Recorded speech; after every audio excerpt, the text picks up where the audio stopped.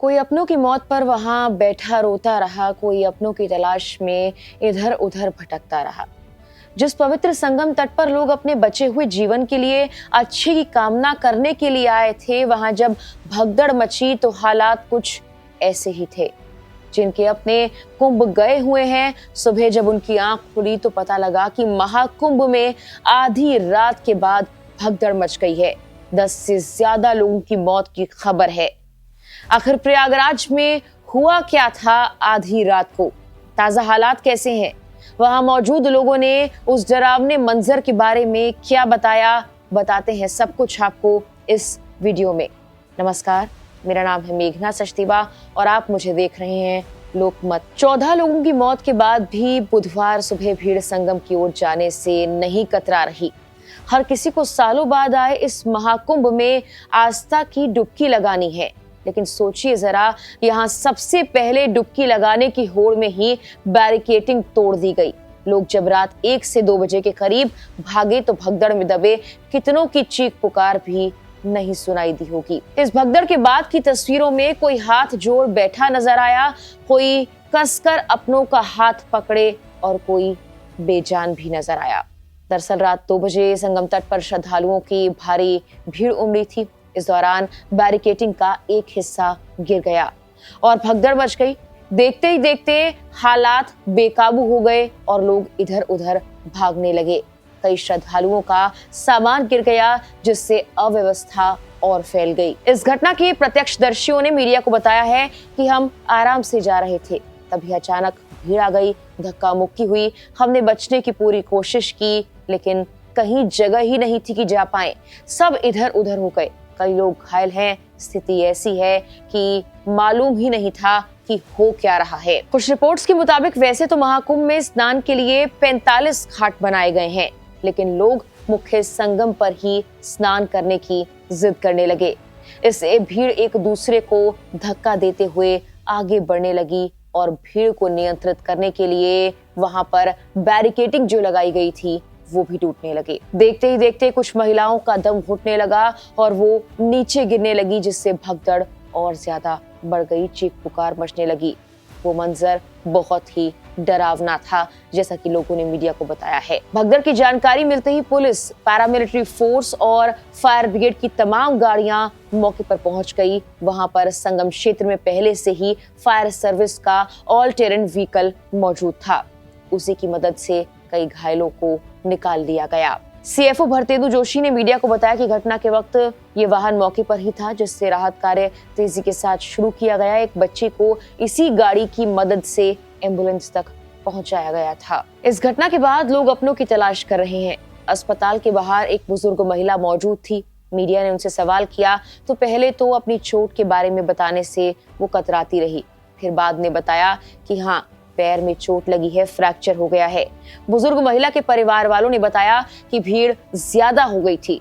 कुछ लोग उनकी दादी के ऊपर गिर गए, जिससे कि उनका पैर फ्रैक्चर हो गया। इसके अलावा अस्पताल के बाहर मौजूद एक महिला ने ये भी बताया है कि उनका एक अपना अस्पताल में भर्ती है। डॉक्टर ने कुछ नहीं बताया, सिर्फ कहा है करीब 1 घंटे बाद मिलने के लिए आइएगा।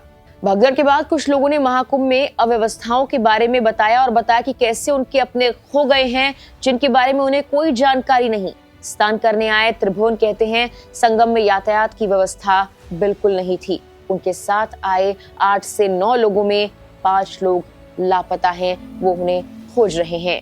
कर्नाटक से आई महिला ने भी अपनी आप बीती बताई है। सुनिए उन्होंने क्या कुछ कहा है। कितने लोग मिले अभी तक आपको, आपके साथ वाले? सब लोग मिले सर। कोई गुम है इसमें से? नहीं हुए, लेकिन घायल हो गए। नाम क्या है आपका? कहाँ से आए? एक मिनट वीडियो निकल रहा है। कौन घायल हुआ आपके साथ का? केबल सर कितनी एज है? कर्नाटक से कैसे अचानक हो गया ये पूरा? अचानक भीड़ आ गई सर। हम जा रहे थे आराम से आराम से हम जा रहे थे सर। अचानक भीड़ आके ऐसा धक्का मुक्का चला। हाँ। बाद में हम बचने के लिए कोई चांस नहीं, इधर उधर सबकी जगह में धक्का सब हो गए सर। जो आपके कजिन है वो आपको मुलाकात हुई, मिली आप उनसे, देखी आप उनको? सब बिगड़ गए सर, सब इधर उधर हो गए हम। आपके साथ कोई इस समय साथ में है? कोई नहीं। आप किसके लिए हॉस्पिटल आए हैं? ऐसा मालूम ही नहीं सर, अभी मैं आई हूँ, अकेली पड़ी थी उधर। अकेले पड़ी थी आप? आपके साथ के सब बिछड़ गए हैं? सब लोग अभी मिले हैं सर, लेकिन हॉस्पिटल में है कुछ बचा। कोई बुजुर्ग आपके साथ हैं क्या, महिला को? एक महिला है सर, घायल हो गई हुई? घायल हो गए सर, 2 लोग घायल हो गए, नहीं है करके बोल रहे हैं, क्या ठीक से मालूम नहीं है। वहीं समाजवादी पार्टी प्रवक्ता ने इस भगदड़ को लेकर ट्वीट करते हुए सवाल किया है कि आखिर इन मौतों का जिम्मेदार कौन है। पिछले 2 से 3 दिनों से जो कुंभ में वीवीआईपी कल्चर के चलते अफरा तफरी मच रही थी। वो लिखते हैं, श्रद्धालुओं को बेवजह परेशान किया जा रहा था। जहां जहां आम इंसान था उसके लिए सिर्फ और सिर्फ समस्याएं ही उत्पन्न की जा रही थी। आगे उन्होंने कहा कि समाजवादी पार्टी सभी मृतकों के परिवार वालों की सहायता की मांग करती है और मृतकों की आत्मा की शांति की प्रार्थना करती है। गौर करें कि मंगलवार को ही लोकमत हिंदी ने एक वीडियो के जरिए महाकुंभ में अव्यवस्थाओं पर गौर करने की बात कही थी। कैसे लोगों का गुस्सा फूट रहा था, सब कुछ उस वीडियो में हमने आपको दिखाया था। उसके बाद ये भगदड़ जैसे हालात की आशंका तो पहले ही हो गई थी, लेकिन इतने बड़े आयोजन में जहां करोड़ों की भीड़ आने की संभावना थी ही, हर कोई संगम में डुबकी लगाना चाहता है।